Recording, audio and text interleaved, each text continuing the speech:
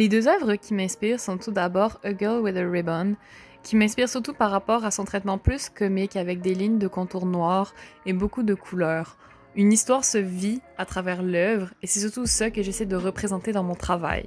La deuxième œuvre est Les Forges de Vulcain de François Boucher, dont le mouvement rococo a toujours été une grande inspiration pour moi dans mon travail, surtout dans les couleurs pastel avec le traitement plus léger et fantaisiste de toutes les œuvres en général de cet artiste. Ici se trouvent deux précédentes œuvres que j'ai réalisées au cours de mon travail artistique qui représentent assez bien tout ce que je fais en général, surtout dans les couleurs, les sujets, ainsi que les médiums que j'utilise. Comme citation, j'ai choisi celle de James Abbott McNeill Whistler qui dit « Ce que le tableau représente, cela dépend de celui qui le regarde ». Je trouve cette citation très en accord avec mon travail artistique, car pour moi, il n'y a pas vraiment d'interprétation ou de choses que je cherche à dire quand je crée une œuvre, et je veux laisser libre cours à la pensée de la personne qui regarde mon travail.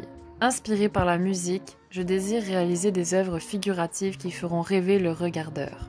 Pour moi, cette phrase représente assez bien mon travail artistique, puisque à chaque fois que je crée, j'ai toujours l'impression d'avoir besoin de la musique qui me donne vraiment un boost d'énergie et une plus grande inspiration en fait dans ce que je cherche à créer. Pour ma première œuvre, j'ai décidé de réaliser une illustration au crayon couleur de bois sur un panneau rond en bois.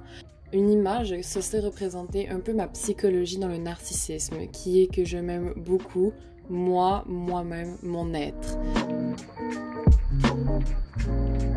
Pour ma deuxième œuvre, ça va être celle du 3D. Ainsi, j'ai décidé de mouler mon buste. Je compte mouler le reste sur un drap blanc à l'aide de colle blanche mélangée avec de l'eau.